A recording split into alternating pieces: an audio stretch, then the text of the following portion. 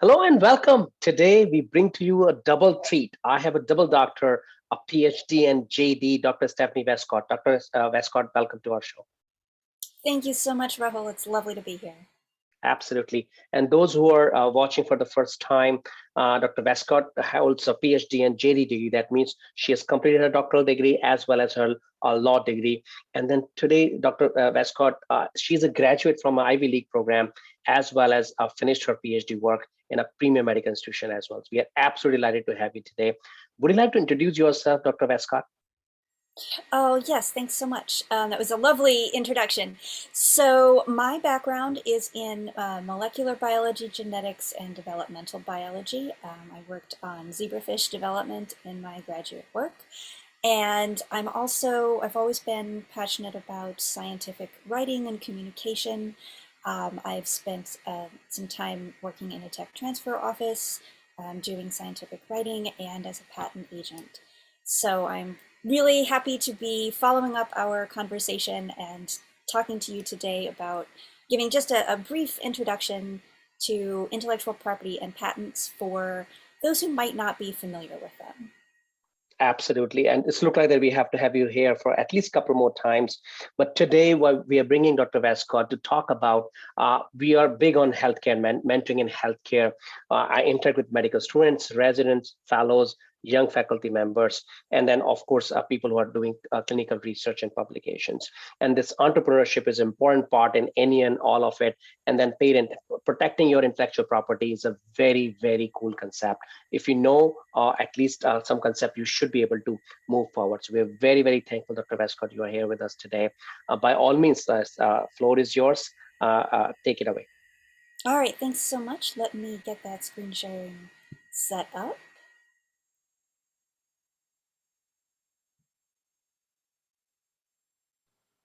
All right, how does it look? Fantastic. Go ahead.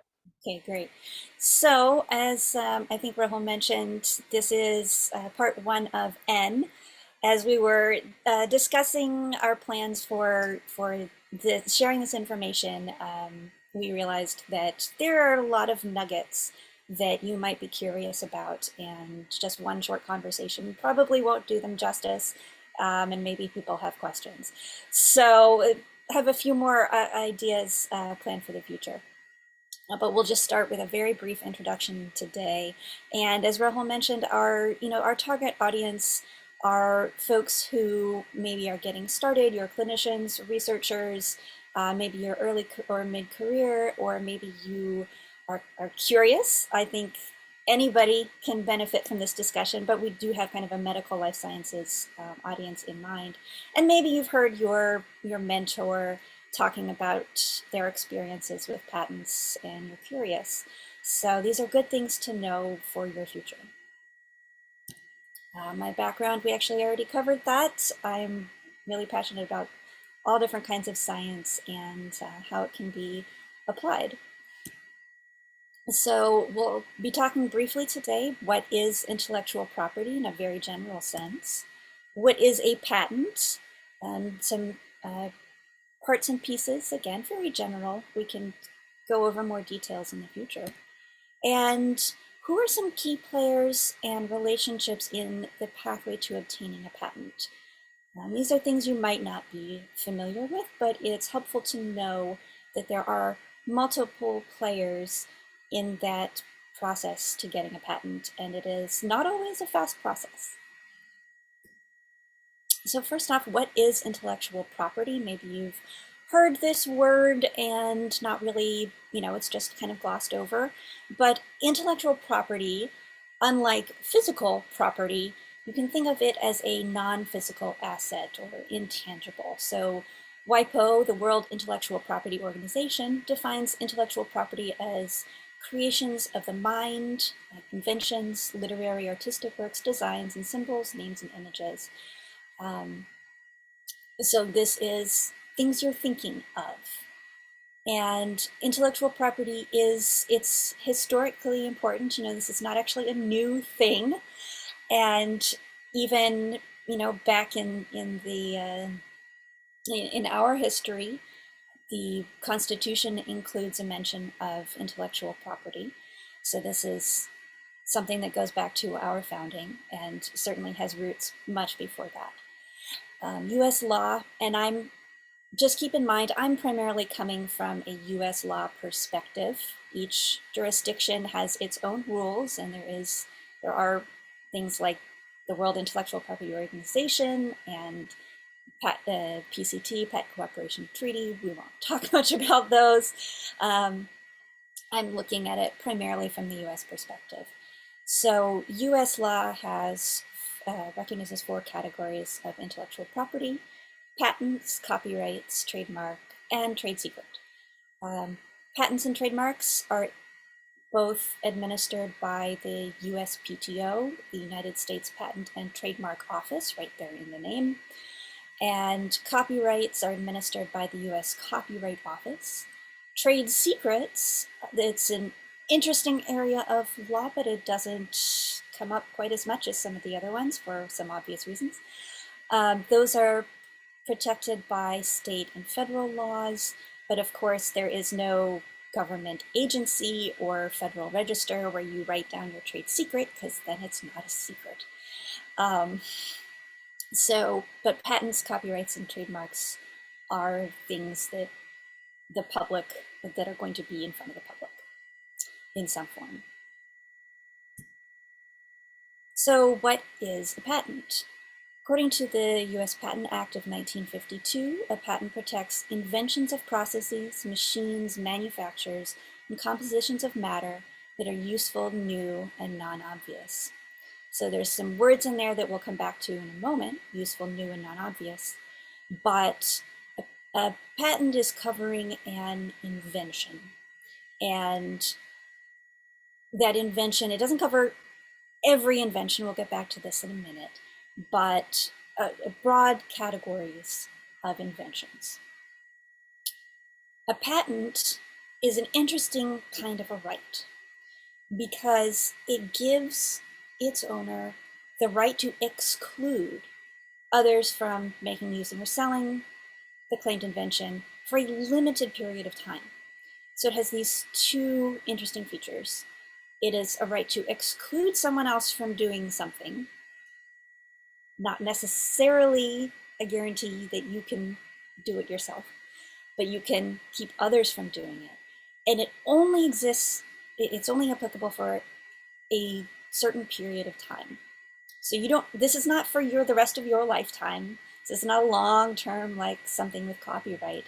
This is for a utility patent, 20 years from the date of filing, or for a design patent, 15 years. And there's reason for this. So if you look at this framework, you can see that there is a trade-off happening. The goal of providing this right is to incentivize inventors to innovate. And in exchange for you coming up with these innovations, you get this time-limited right to exclusivity.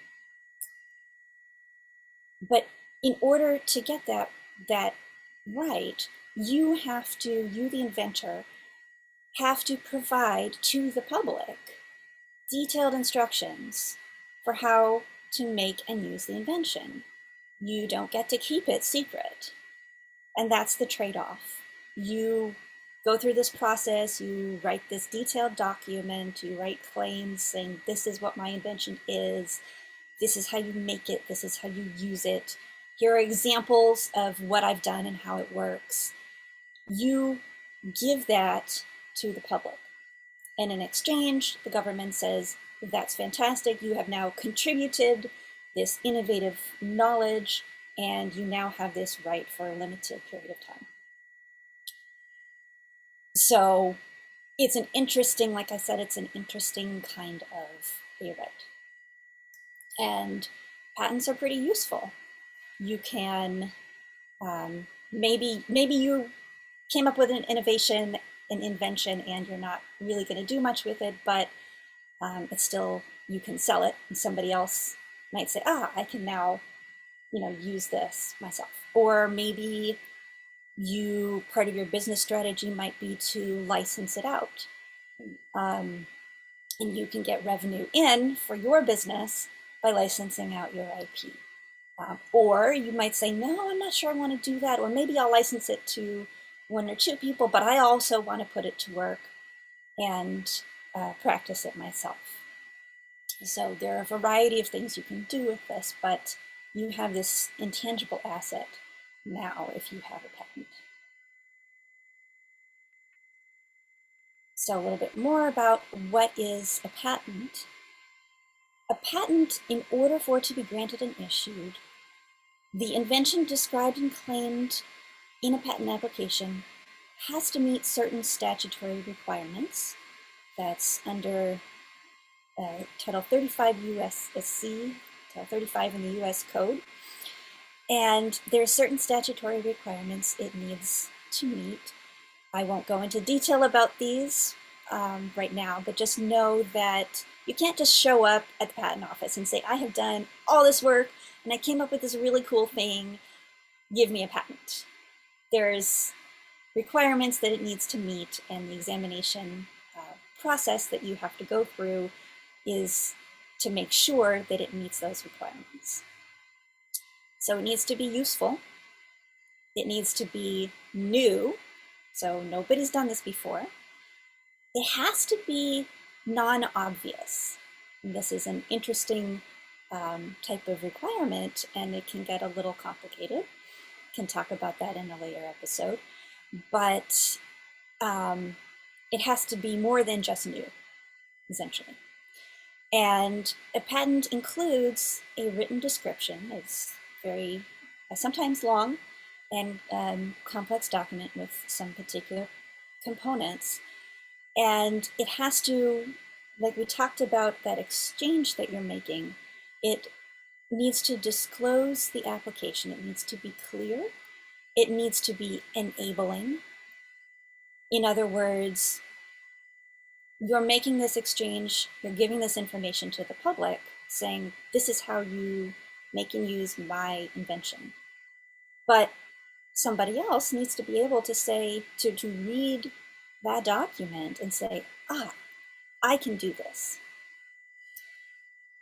And now, granted, it doesn't have to be like a random person off the streets, probably someone skilled in your area of art. But they need to be able to read and understand and say, aha, all right, I see what you're doing. And if you know the best way, or what you think the best way of practicing this invention is, you need to disclose that. You need to include at least one claim. A claim is a technical piece. I won't talk about that right now. And there are two types of patents in United States law. There's a utility patent and a design patent. A design patent covers external features, nothing functional, but it protects the design of an object, something you might find often in consumer products, stuff like that. It's very specific, so it just protects a specific appearance. A utility patent is much broader, or covers a lot more ground. That's going to protect things like if you made a new molecule, if you made a new machine, if you have developed a new method, how to do something, those are all going to fall under utility patents. And what I didn't write down, but something I do want to point out, is your invention doesn't have to be, yes, in a sense, it has to be something nobody's thought of, but not everything has to be a blockbuster. Your invention might be an improvement on an existing product or process. So that's something to keep in mind. And in fact, depending on where you are in your career, you might be improving on your own already patented product or process. It gets a little interesting there sometimes. And then I mentioned, so there's a process of obtaining a patent. Again, this is very much an overview, but there are particular players and there are relationships among them. And I think it's important to think about those different relationships. So you've got your inventor or inventors, You're doing the work, coming up with the idea. You might be working alone in your basement or your garage. Less likely, perhaps, if you're in a life sciences or medical field, but possible. But in those fields, it's perhaps more likely that you're going to be at an institution or a company. I'll refer to those as institution generally. But so you might be at a hospital, you might be at a research institution, you might be at a university, you might be at a pharma company, something like that. And then you have the patent professionals. So the attorneys and agents and those who support them in their industry. And then on the other side, you have the USPTO and your patent examiners. So the process, a generalized view of the process, starts with your invention. And let's say that, and now I want to get into relationships a little bit. So let's say that you are an inventor at a research hospital. Let's say you're splitting your time between clinical work and laboratory work. And you have come up with your invention, your idea. So because you're at an institution, you are going to need to go to whoever in your institution handles those things. That's often, there's all kinds of different names, but there's usually a central office that handles these things, and often involved with tech transfer in some way. So you're going to go to those people, you're going to disclose your invention. And this is, I think, where investigators at institutions, things can maybe feel complicated for them because, so I mentioned relationships. I should say relationships and perspectives. So everyone involved in this process has different perspectives on what they're doing. And you, the inventor, your perspective is, wow, I came up with this really cool idea, and maybe I think it has, a lot of potential, a lot of long-term potential. So yeah, I need to take it to my institution, and they've got their intellectual property, disclosure requirements and things like that. Well, part of their responsibility is going to be starting the testing process, if you will, for your idea, or what you've told them your idea is. So, because it's important to keep in mind that a big part of, important part of what an institution is going to be thinking about is, how can we commercialize this? And they're going to be thinking, maybe they're interested in doing spin-off companies. Not every institution has necessarily resources to do that, or is at the point where they do a lot of that. Some are. But in a lot of instances, they're going to be thinking about, okay, how can we license this idea to someone else? So get the patent process started, and then look for someone who's interested in partnering with us to develop it further, or wants to buy it or license it from us. So they have a commercialization mindset, which I would say don't think of that as hostile.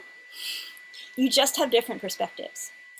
And it's actually, I think, really helpful to consider that perspective as well if you're the inventor, because that's the first test, if you will, of your idea.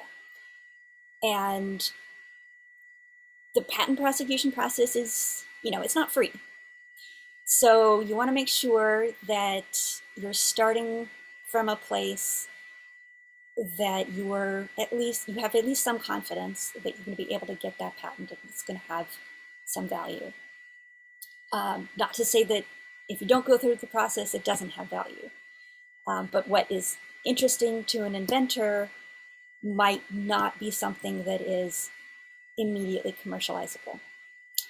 And Okay, so I'm getting ahead of myself, but hopefully I'm demonstrating that it's important to think about the different relationships that you're going to have with the different people in the process.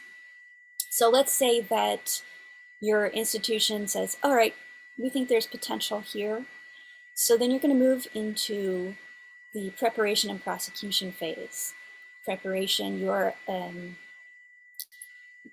to be the attorneys and agents, the patent attorneys and patent agents are going to work with the institution and the inventor to prepare the patent application. So they're going to be looking at, maybe manuscripts that you have in process, your experimental data, your review, it's a machine, designs for your machine. How does this work? Going to be maybe asking you questions. They're really going to be hoping that you did not do this all 24 hours before you sent it to them.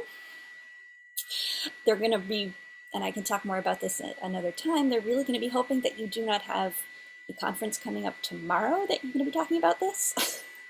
Sometimes that's unavoidable, but a quality application, it takes some time. So they're going to write the patent document, they're going to prepare claims which define the invention, and then that's going to be submitted to the patent office. When you begin prosecution, I'm skipping over a lot of technical details, but when prosecution of an application begins, an examiner is going to review that application and the claims. They're going to review it for those statutory requirements that we talked about. They may, or they will, search in the prior art for,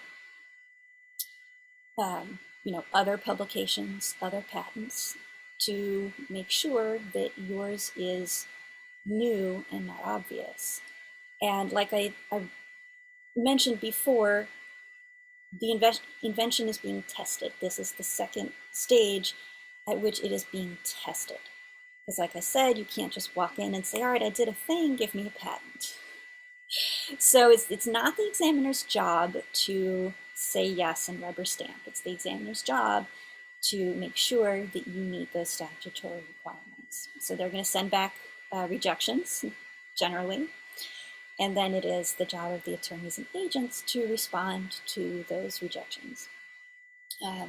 Sometimes that's going to take the form of preparing an argument, politely saying, well, we think this is why your interpretation is incorrect and this is the correct interpretation, or why this art doesn't apply. Other times you might be negotiating with the examiner to make some amendments to a claim. So typically you're going to start with broad claims, and I'm getting ahead of myself here, but I'm going to start with broad claims, and you're probably going to end up with something narrower at the end. So again, I hope that explains how everyone in the process has an important part to play in taking an invention from an idea to a patent, and how everyone has different perspectives on that process and on that invention. And that's all for today. Fantastic. This is amazing, Dr. Westcott. If those who are listening, this is a pretty good medical innovation or Patent 101 talk, and I'm sure we have to have you back talking about different types of patents, different special fields, especially medical healthcare and so on and so forth. But this is very, very informative, and especially the first talk about it. My only follow-up question would be, if I think you mentioned a couple of things, just to reiterate that point, what is the absolute no for somebody who's starting for the first time to apply for, in a sense, what they should not do? Yeah, everybody does this mistake. You would like to suggest them. And again, this is not a legal advice. Anybody who's watching this, this is an educational video. We want to get it out. We want to promote that people, especially young clinicians, medical students, residents, they should look out. They should look for opportunities for to securing their ideas, come up with the cool ideas, do research around it, and secure your intellectual property to add to the field and add to yourself as a reward system. So there's some financial benefits. So it's absolutely educational. There's no legal advice here for whatsoever. However, do reach out to Dr. Westcott if you need to, and her services are required. So she can give you advices, not the legal advice per se. So Dr. Westcott, any absolute no-nos for somebody, or what would be your summary advice to somebody who's watching this video? A no. Well, I would start with a yes, yes, and say do invent and do, even early on in the process of beginning your work or carrying out your work, think about how might this be commercially useful, how might it be patentable, work with your mentor, and disclose things. We can talk about this another time, but disclose things early rather than later. So I guess the flip side of that, the no would be don't wait until the last minute to disclose something. And keep in mind there are the that goes hand in hand with the fact that there are legal things that can be triggered if you make a public disclosure. So I'm using the word disclosure somewhat flexibly, but the first use was disclose things to your institution. The second use of the word is public disclosure, and that means talking about giving a poster presentation or a platform presentation or writing a paper or something like that. Because they're in the United States, if you make that public disclosure, then you have a limited period of time in which you can file for a patent, and if, I think most other jurisdictions you actually could not file. I'm not going to, I should verify that, but because like I said, I'm talking primarily about the US, but just be aware that you may incur limitations if you make that public disclosure early. So my no would be mindful and be cautious of what you're disclosing when. Not to go full, not just say don't tell anyone anything ever. Although I think there's times in the legal field it's just like, no, just if you don't tell anyone anything ever, then we're all safe. But that then science wouldn't go forward. So be mindful, talk to your institution, work with your institution. If they need to quickly loop in counsel, then that's fine. It's better to do that sooner rather than later. No, absolutely. That's a great summary.